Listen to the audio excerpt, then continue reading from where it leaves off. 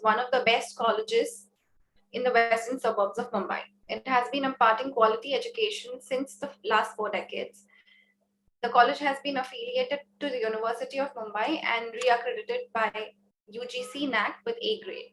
The college has shown tremendous growth in short span of time and has been conferred with the autonomous college status in 2016 to 17. Today's initiative is by NASM. NASM, a specialized sports management educator, is a part of the education group that has been offering its services since the last 20 years. It has collaborated with multiple universities, colleges, and institutions in India and abroad to provide the specialized industry-relevant educational services. Today, we are in conversation with Mr. Ankur Singh, a sports enthusiast, a sales expert, a banker, never missed an opportunity to play sports, always remained a flag bearer of sports of fitness. Scaled an internet-based business from 0 to 7-figure annual GMV and partnering more than 400 sellers in 3 years. Strong sales and marketing skills to build new businesses and cultivate existing customers. Being creative and entrepreneurial, he's added to the business. It's a pleasure to have you here with us, sir. The platform is now open to you, and I'm sure we are all looking forward to this session from you. Thank you so much, Pooja ma'am. It's really, it's an honor that you have invited. I would like to share my experience in this webinar. Hopefully this will help the students in any way. I'll try to add value. I'll try to share as much experience or as much challenges I face and what all learnings I have had from this journey. I'll try to share that. So before starting up, I think we have about 70 odd participants. Can we go for a poll? Like how many of the participants are interested in starting their own thing, maybe near time, maybe in next 2 to 3 years, or already started something in sports? Sure. Let's take the first poll, guys. I would really like it if all of you could just quickly reply to this question that I'm putting across. Would you be interested to pursue, or are you pursuing a course in sports management? So, all right.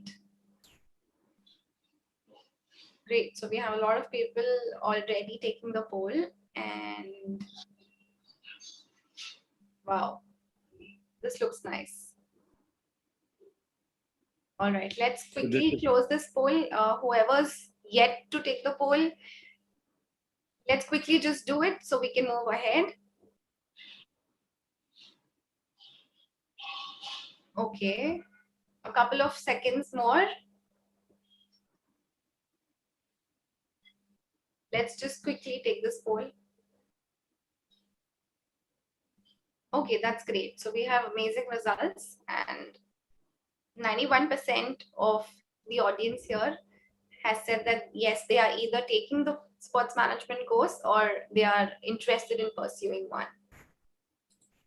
Sure. This is really heartwarming. I think most of the students have already joined in, and those who are not or thinking of joining this sports management course, it's really heartwarming that almost 90%, 49 of 55 voted there, said that they are already doing it or they want to do it in the near future. That's great. That's great. So we have a relevant audience. Of course, we are talking about sports, and the agenda is about how sports make career in sports. And specifically for today's session, I'm talking about how we start up in sports. So before I talk about sports industry as a whole and entrepreneurship, their challenges and the directions, the learnings, what I had. So before that, I'll just quickly explain what we do as GW Sports App, as a business, what we do. There's a small clip, if we can play that. A small 20-second clip which says what we do. Yes, sir. In a moment.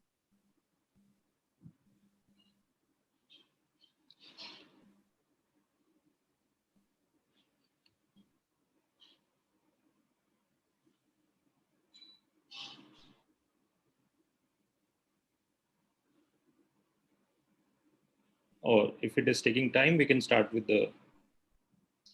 So meanwhile, we can take the second poll if that's okay, sir. Sure. Please go ahead. Sure.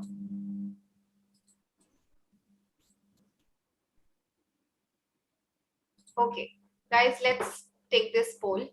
Let's see if we have cricket fans here or football, badminton, tennis, wrestling, kabaddi, or something else.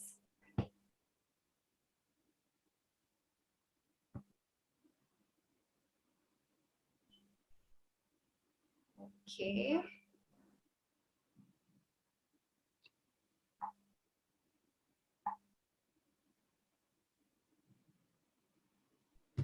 All right.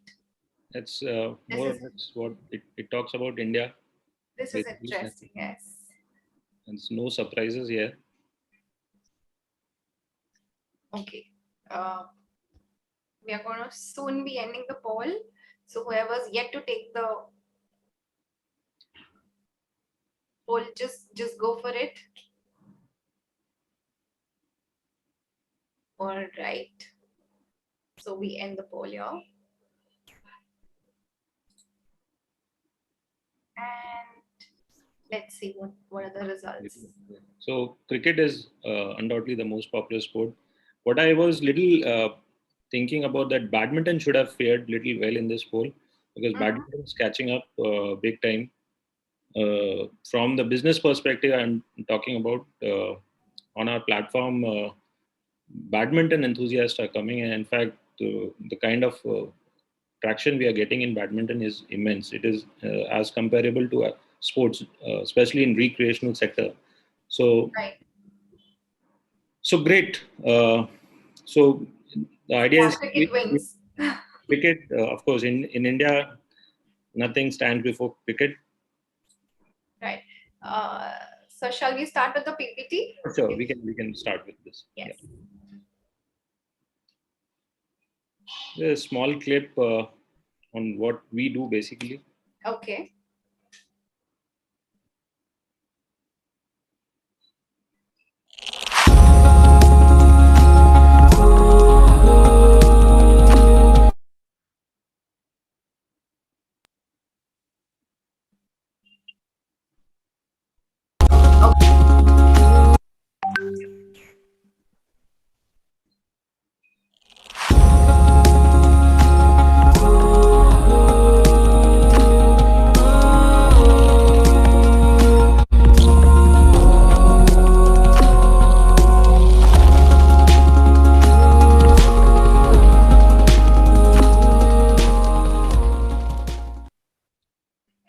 So that's what we do. Basically, we are talking about sports consumption here.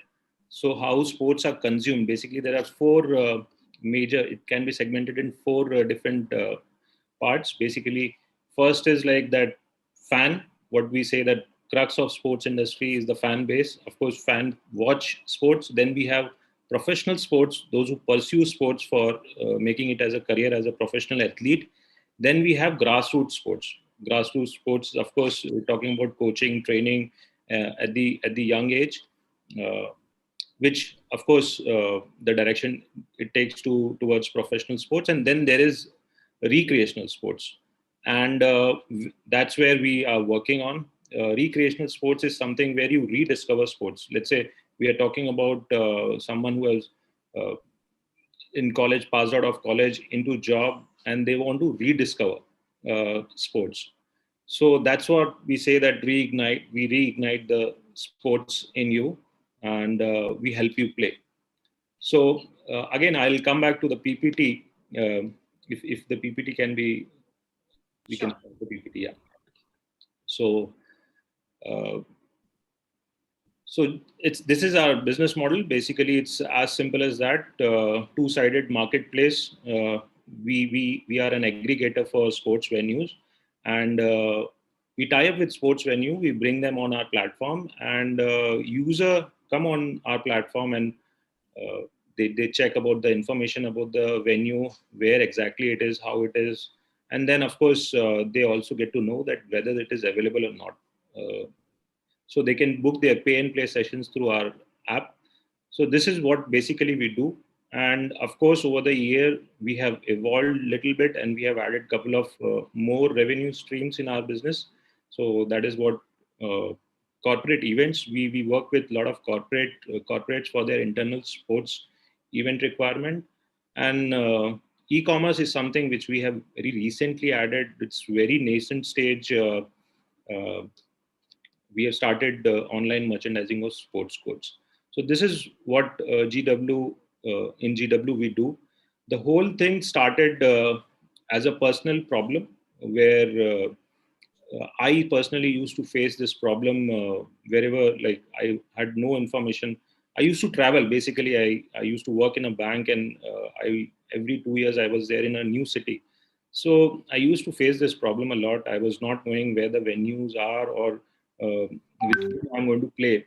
So this problem was there, huge. And one day I was there in my apartment and went to play badminton in the court. I had to wait about 1.5 hours to get my chance, and I was really frustrated, and that continued for long, basically.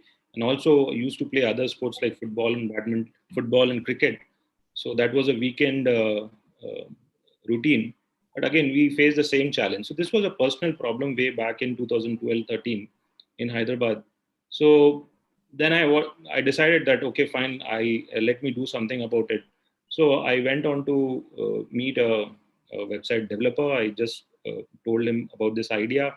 He made a prototype, and then I went to 7, 8 venue owners, and I talked about this. They really liked the idea, and there we are.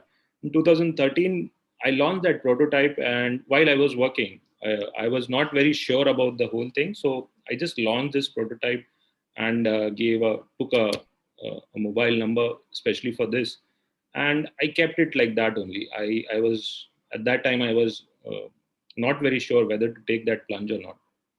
So this was 2000 mid to 2013, and then after that I kept it for about 12 to 18 months, and I used to keep coming back to the platform and see that what's happening. So I used to get a lot of emails. I was like really surprised that there were so many people like me who were struggling to find a place to play or people to play with.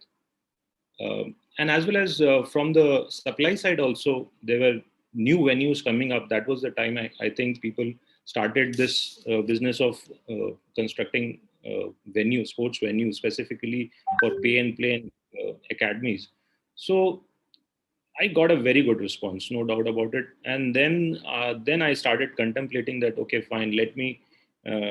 It's a sizable market, though it doesn't look very big, but it's a sizable market, and there is a problem. And solution, anyways, I built the prototype. So again, after I just keep analyzing for 12 to 18 months, and then finally I started working on it full time. So again, there was the final version of the website was launched in 2015, fag end of 2015, and bang on. We started doing sales from the day one. In fact, first month only. So that was the journey started. So from 10 bookings in a month to 10 bookings in a day, and we were very close to 10 bookings in an hour, which was last year, February, March. And then, of course, this COVID thing came and asked us to slow down a little bit. So that's how it started, and it's overwhelming. The response is overwhelming. It is a sizable market, though it cannot be compared with, let's say, a food aggregator or a cab aggregation model. But yes, it is a sizable model, and what drives me and my team is basically the passion of sports. So that's the story behind GW. Uh, Now I'll go to the next slide, and it is more of a global thing. What I'll be just touching upon slowly, that what exactly the sports industry is. One thing is for sure that passion and emotion is one thing that drives this industry. The passion shown by the fans, the players, And I think the passion involved in sports industry is comparable to none. I think only in personal relationship you will see that kind of a passion and emotion involved. So this is one thing that no other industry, I doubt, will have such kind of passion. So this is one unique thing about the industry.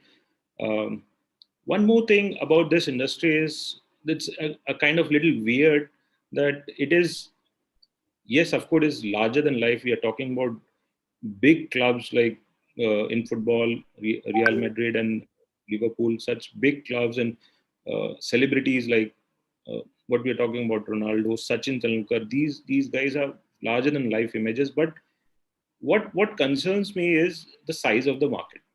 Sports industry is relatively smaller than when we compare to other industry. Let's say the banking industry. If we are talking about banking industry, it's about $7-8 industry. Uh, and what we are talking about, let's say FMCG industry, similar numbers are there. But when we talk about sports industry, it is about $700 billion. Though it is a multi-billion dollar, but relatively it is a smaller industry. We must understand that yes, um, it cannot be compared to any other mainstream industries such as banking, retail, FMCG, or even the closest competition, I would say tours and travel, which is also into a recreational thing. Uh, that is also about 1.5 trillion or $2 trillion industry. So this is something with someone who is getting into sports industry must understand the economics is restricted. It cannot be huge. It is restricted.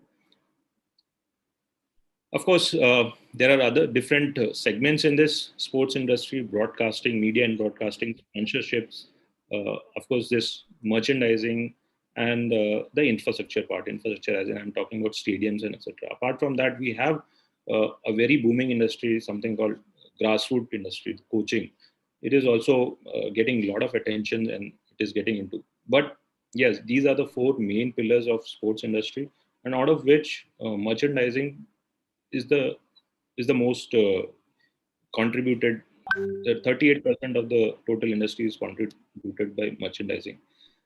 Um, and also, if we talk about broadcasting, media and broadcasting, if we include merchandising and media and broadcasting, it is about 60% of the total industry. So one must keep an eye on all these numbers. Um, and USA, of course, is the biggest market. The growth drivers for this industry, I would say that esports, of course, there are a lot of things going around this, and sports tech is one more thing where it is getting a lot of attention, because if we can see that in India itself, if we talk about, we have got about $2 billion investment in sports tech, thanks to uh, fantasy leagues, which are flavor of the day. So that's whole about sports industry. Now going to the next slide. From here, I'm going to talk about basically the business. If you are interested to start your business or start your own thing, so one important thing what we have to find is first is the problem. What is the problem? Where you are going to address it? So the model of this thing, I'll be talking about different topics on like important things when we start a business, and then I'll be taking a small example of one of the successful companies in sports industry.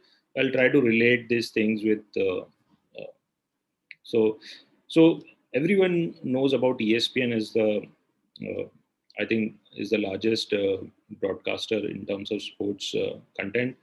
So how it started, it was like 1979, I think it started. How it started, what was the problem it was addressing when it started? So at that time, there was no specific sports channel as such there. Yes, there were channels which used to cover sports, but it was not much. So maybe a news, in the news, maybe a 3 minute thing used to come, which used to cover only the popular sports or the highest level sports. But then in USA at that time, there were a lot of sports going on in college level, in city level. There were a lot of sports clubs were active. So the founder, I think, Bill Rasmussen, he was the founder in 1979. He thought that there is a gap, so we need to take this sports to the household. So he identified this problem. There was a problem. Yeah, sports. There are people who want to see it, but they are not getting enough of it. Not specific. So then they worked on it. They worked on the idea, and then they finally launched a channel. They initially thought to do it on a low key manner. We talk to cable operator, get a 30-minute slot, but then of course things worked out. They got finance, they got support from investors, and then finally they launched a full-fledged 24-hour channel for the sports.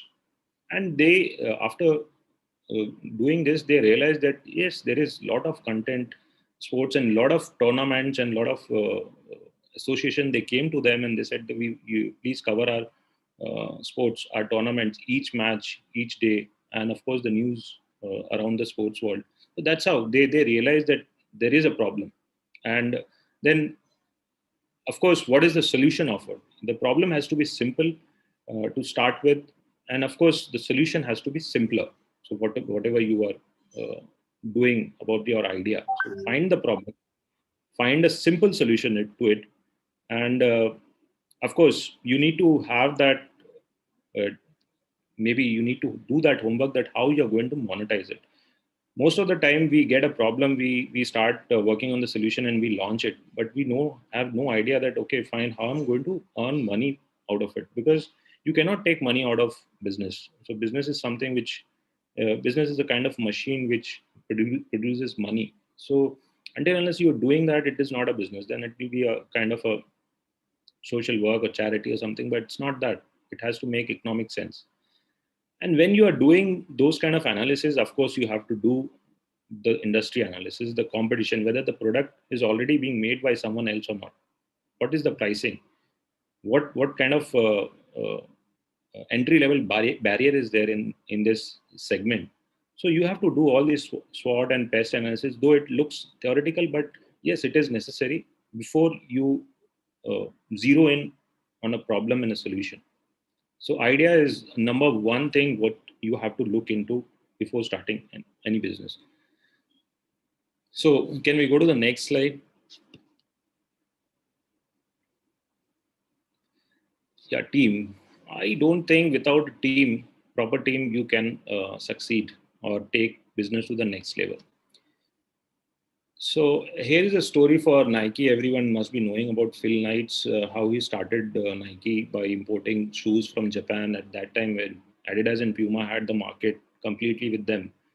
So without, I think Bill Bowerman was the man behind Phil Knights and Bill Bowerman. These two men were there behind Nike. So Knights was the one who was taking care of sales and operations, and Bill Bowerman, he was the coach basically.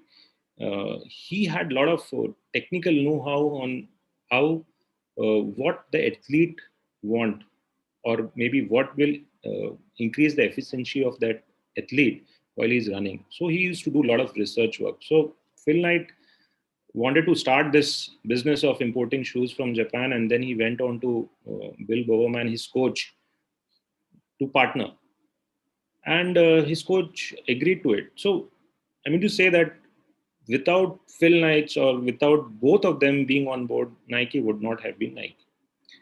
So team is something which is you cannot ignore this. You however you can start alone, but if you have co-founders who has common goal and complementing skills, then of course the path will be less difficult.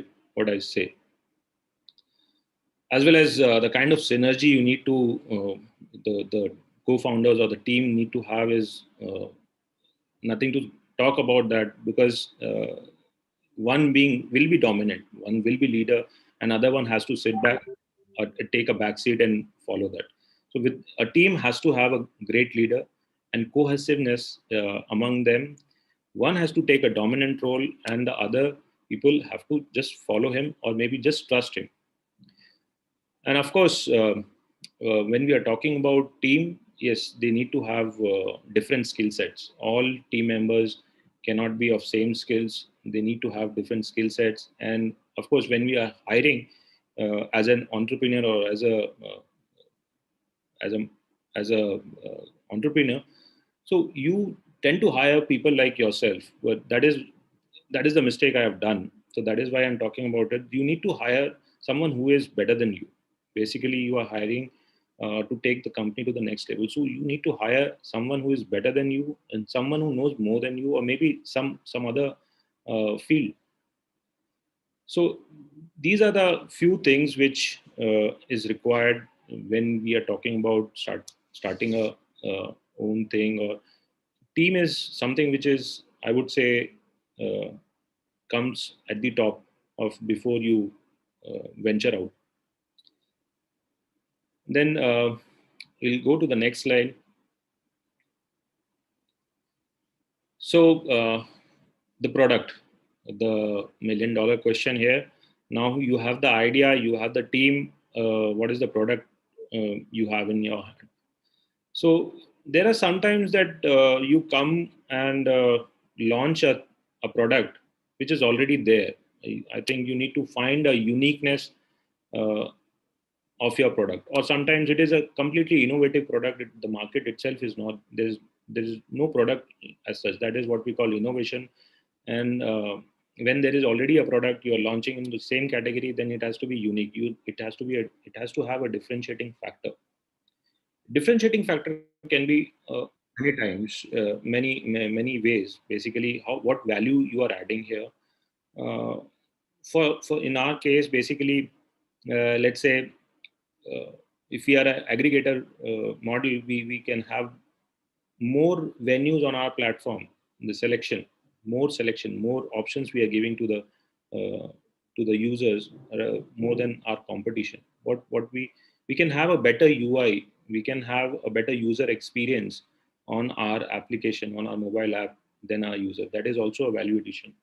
Another value addition can be pricing. We offer lesser price than our competition. So there are many kind of value addition, but you need to think what value addition you are going to do. There is a product in the market, how we have to differentiate. So personally, pricing is something we I don't like it, because anyways you are devaluing yourself from the very beginning. So pricing is something which comes last, of course. Here, I would like to take a small example of a famous sportswear brand, Under Armour. In 1996, I think, a football player called, uh, I don't, Plank or something. I think he in 1996 he used to play football, American football, and he used to he was not happy with the T-shirt. I think it was made with a cotton fabric, and he was all sweaty and feels very heavy. So he already had that shorts which was a dry fit material or a synthetic fabric. So he said, why not we make a T-shirt from this fabric only, which will be lighter and drier, and it will improve the efficiency of the player. So he did that, and it was an innovation. And it was a instant hit. And in fact, the likes of Nike, Adidas copied this thing. They came up with their own version of dry fit fabric.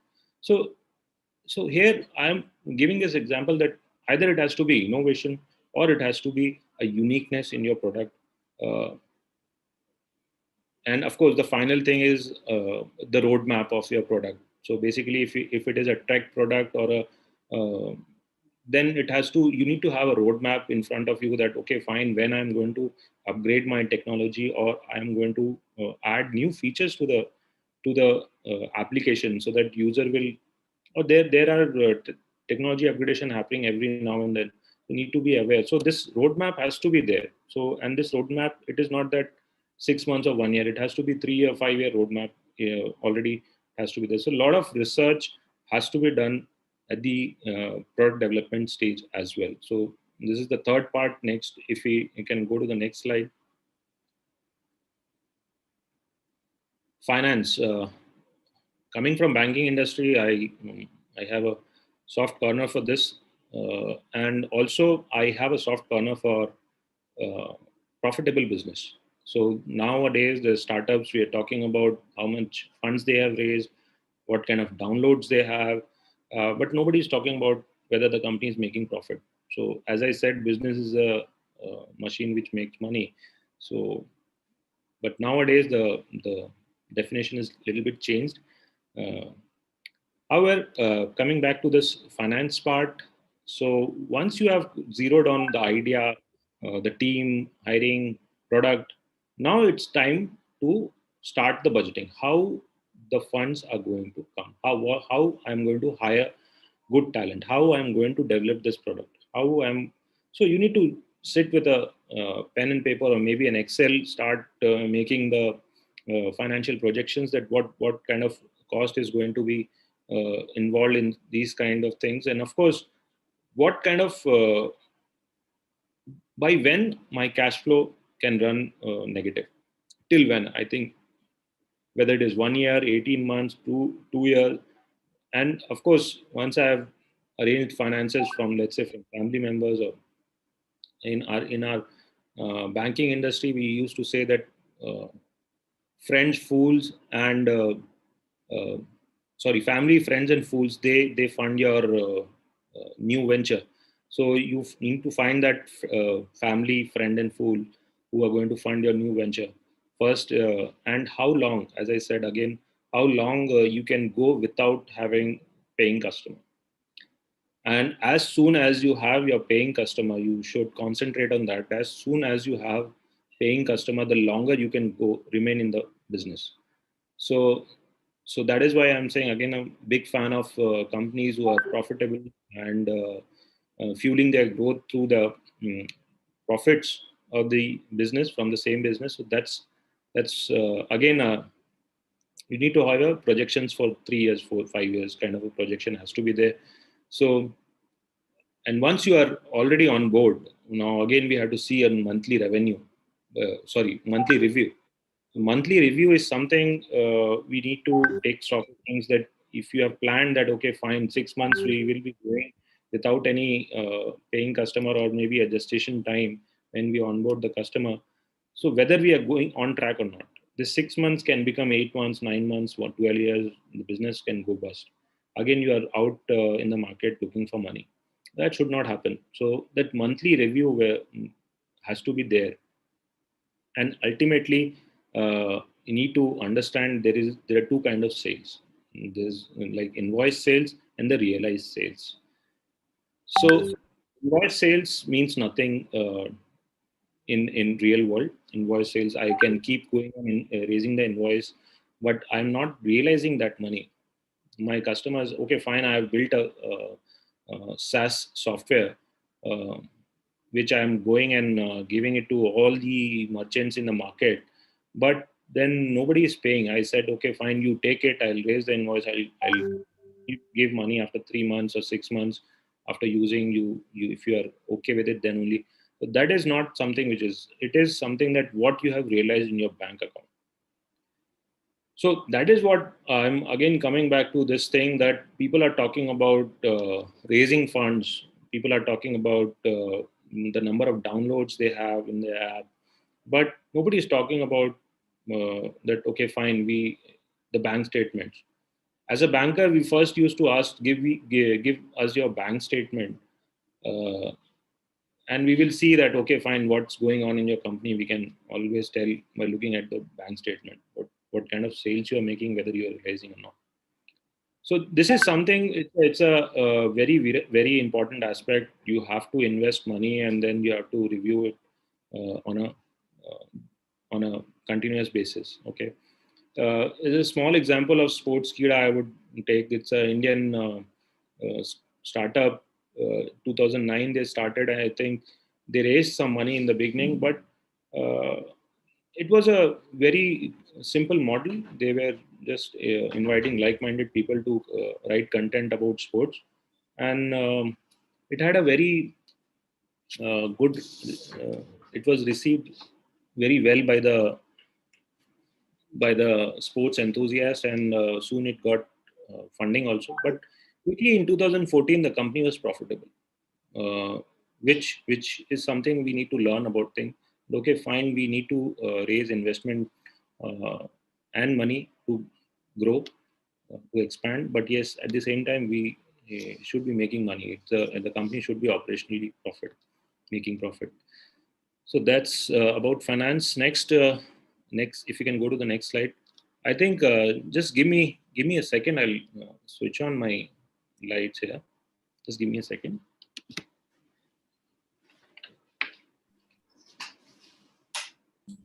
Also, meanwhile, once you're back, there's a question one student has put up. So maybe we could take that if it's okay with you. Yeah, sure, please. So the question is how it's asked by Abhijit Shekhawat, and the question is how one's mindset changes or what kind of challenges one faces after working for an established company and then going for your own startup. Yeah, it's a very good question. In fact, I would say the more you delay, the difficult it gets, because you get into that comfort zone. In my case, I'll just take a small example that I was earning okay, and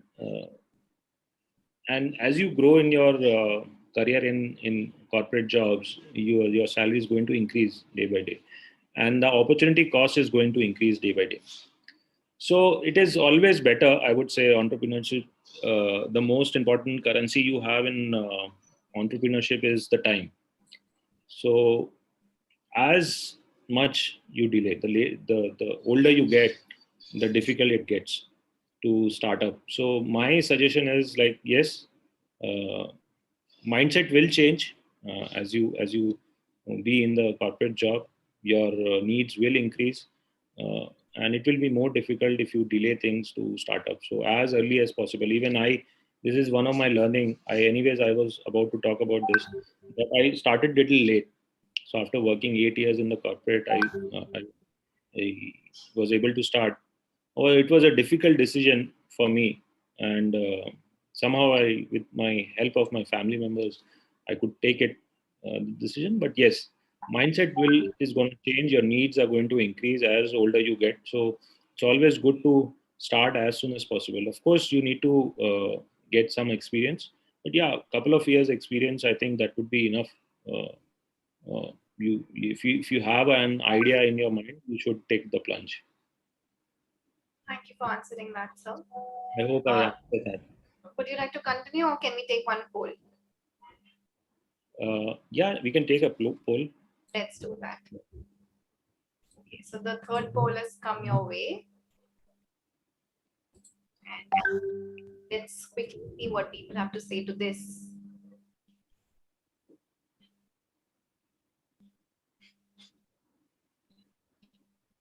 So it is somewhat relevant to the question that was last asked. Yes. Yes. All right.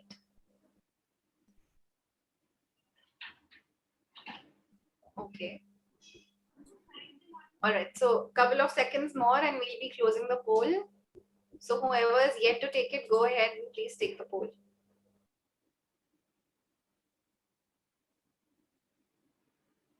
Okay. So we're closing the poll now. And these are the results. Okay. So clearly, this is not the right time to start. Maybe the whole business environment is not good. And also, if uh, people are looking at gaining some experience and then want to go ahead, it's absolutely fine. And also, I would like to add one more thing is like, it's not necessary that if you want to be in the sports and you necessary to start. In fact, this is something which is a personal choice. In fact, I can do much better working in a large sports club or a firm. I can do much better than financially, at least I can do much better than what as an entrepreneur I can do. But yes, it is a personal choice, and it both requires, even entrepreneurship as well as the job. It both requires a lot of perseverance, patience, and hard work. As without these things, we cannot excel anywhere in any field, whether it is entrepreneurship or whether it is a job. Right. Yeah. So, yes, thank you, sir, for answering that. And so we have a few more questions, and we can take it towards the end of the session. So I would request you to please continue. Sure. Thank you. One thing, this is mostly the founders or the business owners, they tend to take it lightly, the compliance and legal part, because this is not the core of any business. This is something which is outsourced. Uh, but these are something which has to be taken very, very seriously. This can make the company go to the next level, or it can close your whole dream. It can end your dreams also. So this is something which has to be taken very, very seriously. Like, let's say, for example, let's say we are um, talking about a product. Basically, I have developed a product, and I need to talk about the warranty and guarantee, so that tomorrow people should not challenge me. People challenge, a lot of energy goes into that. So though, as I said, compliance and legal is not core to your business, but at the same time, if you get into some kind of tussle with your customers, first of all, you are going to lose your image. Second, you are going to put a lot of time into resolving those queries, and the clarity is not there. So I think people should take a lot of time. In fact, more than working on the product, they should work on the how the what the terms and conditions, the terms of use of your product. So basically, these are something which has to, people have to give a lot of detailing has to be there in this. Even in drafting agreements, let's say if we talk about sports clubs, they put a lot of attention in drafting agreements, and generally they draft it for 3 years, 5 years kind of agreements. So drafting is one of the most important aspect in when we talk about sports club when they sign a player. And of course, there is applicable government approvals, and of course, you don't have a choice here to file your financial report and pay taxes. There is no choice here. So these things are something which has to be taken care properly. A small example of Dream 11. Dream 11 started in 2008. Uh, I think they were doing this business of fantasy leagues, but it was it was very in a cliche kind of a area, in a gray area that people were not clear whether it is betting or whether it was a skilled sports. So somehow in 2017, I think they went into legal battle with some user. So finally, they came out strong. They proved that it is a skill sports, and it is not a simple betting. So betting, anyways, after 2017, I think they have turned it around, and it's there to see that how many. I am not sure about the downloads of this or how many people are there on the platform, but is one of the first sports tech unicorn in India. So that's how it is. You have to be very, very, and I think that particular uh, wordings from High Court has changed the everything for Dream 11. So these items, compliance and legal, are something which will take you from to the next level, or it may take you to the shutters. Yeah. So next slide, if we have. Okay, this one is the final. Let's say we you have started your own thing, and you are experiencing after 1 year, 18 months, or 2 years that it is not happening. You are not getting customers. Then that is the time to pivot, or maybe realign your vision and goal.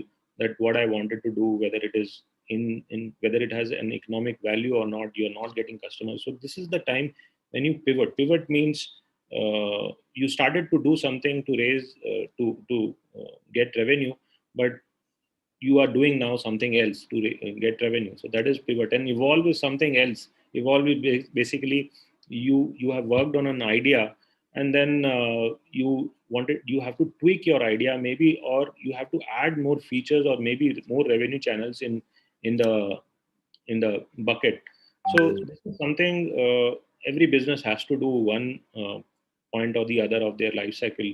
So yeah, just a small example of us. Basically, we have evolved. Basically, we started with venue aggregation, sports venue aggregation, a booking model.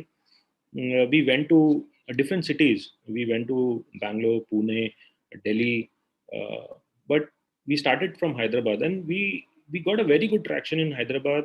And then when we went to other cities, we found that a lot of similar startups are there, and then we found it very very difficult. So it was operationally we were booking losses from these cities because there is a gestation time for any new market. You have to have resources placed there, and marketing also has to be there. Operational expenses are there. We faced a lot of challenge in this. So what we said that, okay, fine, let's concentrate on our core territory, Hyderabad, from where we started. So what we did is, like, we started taking corporate event orders. So that's how we evolved. We did not pivot, though we still do. Our 70% revenue still comes from booking model only, but still these corporate events, and then we started retailing of uh, sports goods. I think, I mean to say, online retailing of sports goods. So these have contributed to our revenue, and at the same time, we are much more profitable business because the nature of it. So that's an example which I wanted to have when we talk about pivot or evolve. Every business has to go through this cycle, and you need to rethink your strategy. So I think we are done with the session. I think the presentation is over, or do we have any other slide? Yeah. So that's a few of our happy customers in different cities. Uh, we keep on engaging with them time to time, and the kind of smile you see in each one's faces, most of the faces, I think 19 of the 20 people would have smiled, and that's the beauty of sports. Whether you lose or win, end of the day, you are satisfied, you are happy. Thanks, Pooja, ma'am. We can, I think we can open it for questions.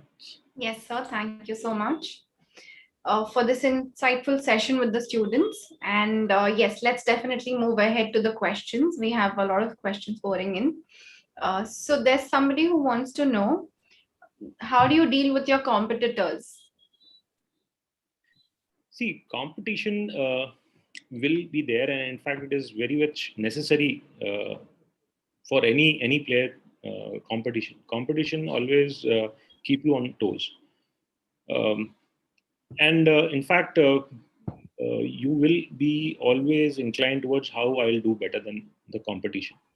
So competition in a business only helps, I think. Instead of giving challenges, it helps you. It keeps you on toes, and the size of course, it gives threat to your business also. But at the same time, if you are passionate about your business, then of course you will try to find that, okay, fine, how I'm going to do better than the competition. So Right. competition, more often than not, it helps. It depends. The competition has big pockets, and of course your work will be a little tougher. But yes, it is necessary for every business. Right. Thank you, sir. So I hope, Adarsh, your question has been answered. And then we'd like to know, sir, so as to what has been your biggest challenge so far while you were launching your venture, at a stage where sports was still very new to the online platform in our country. Yeah, it was a huge challenge, no doubt about it.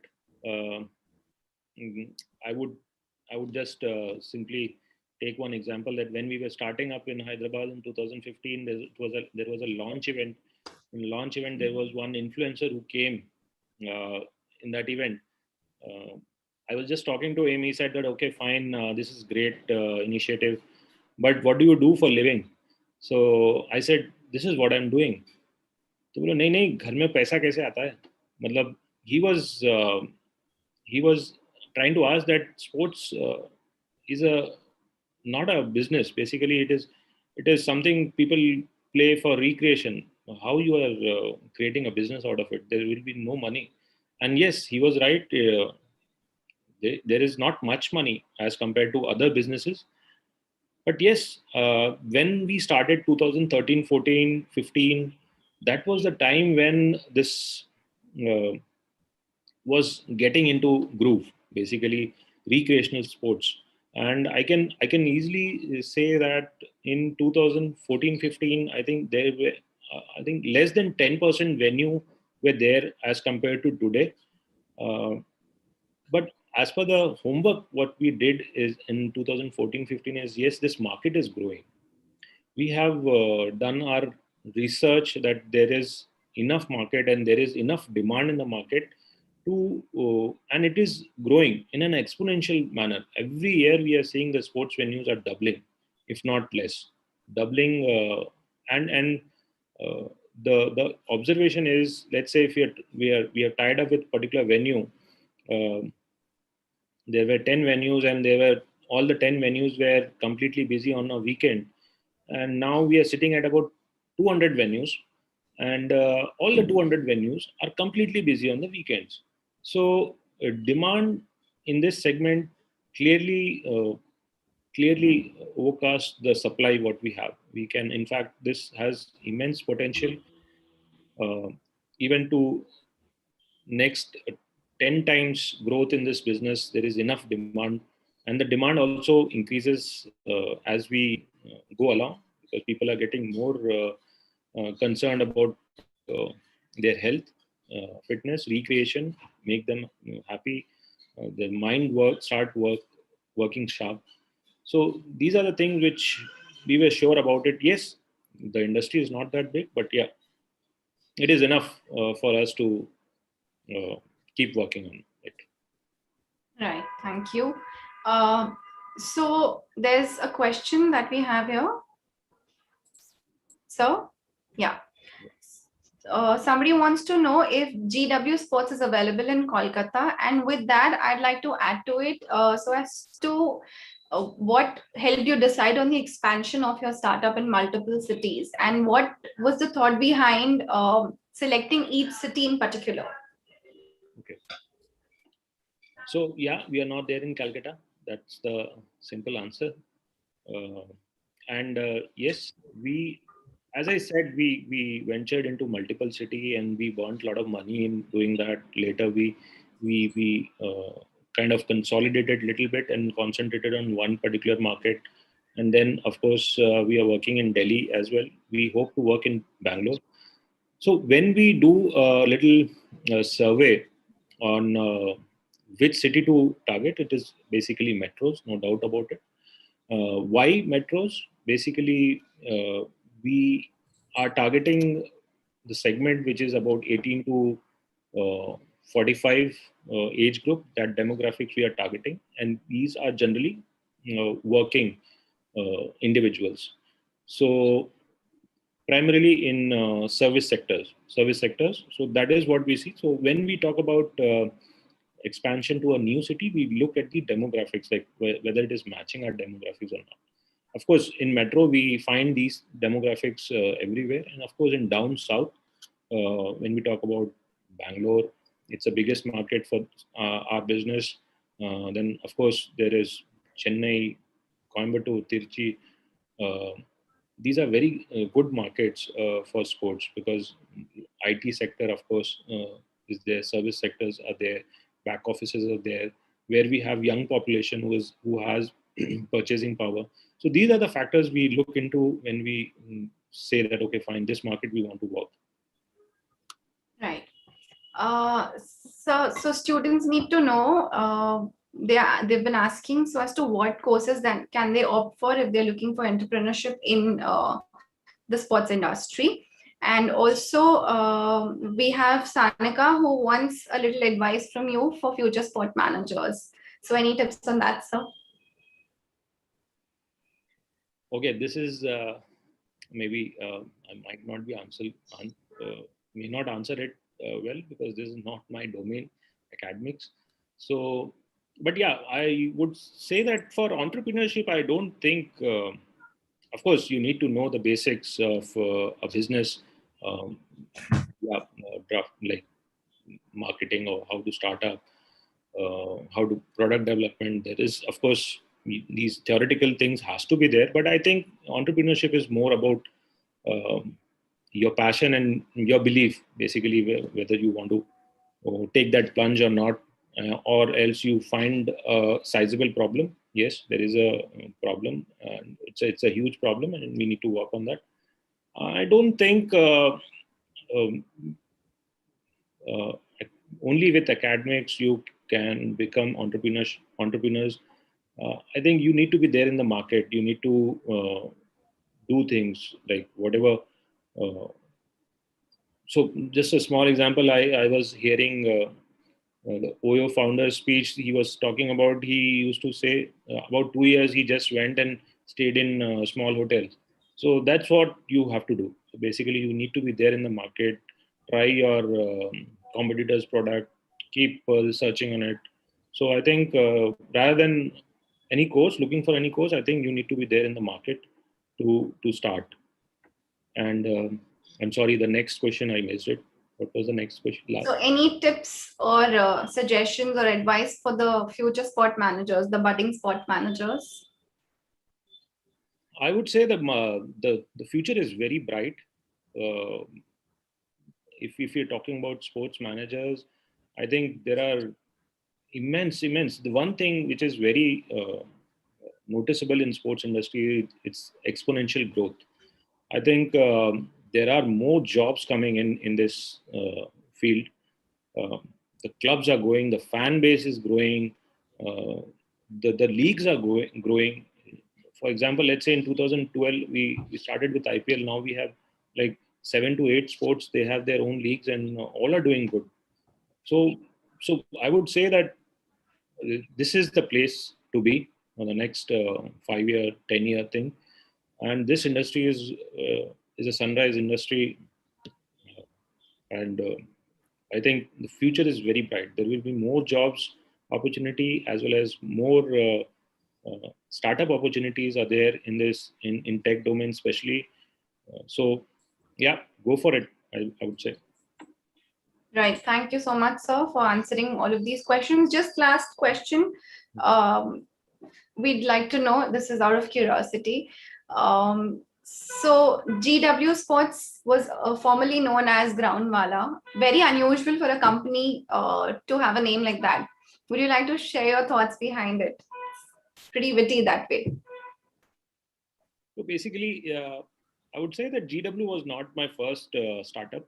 I tried my hand in similar kind of thing. Like it was related to sports only. In 2011, I started that. I did a lot of research in that, and when I was going to uh, investors or potential customers or partners, I was talking about this business idea.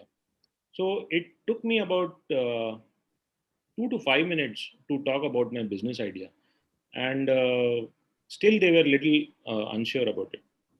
So I realized that business, whatever business idea has to be there, it has to be plain and simple, and it should you should be able to communicate in maybe 2 words or maybe a sentence. So that's what that thing stuck into my mind. And when I was working on this and I was talking to my wife that okay, fine, this is something which is there is a problem, and then it suddenly came that ground when I want to book a ground, I have to call Groundwala and book it. So that's how the name came. Okay, fine.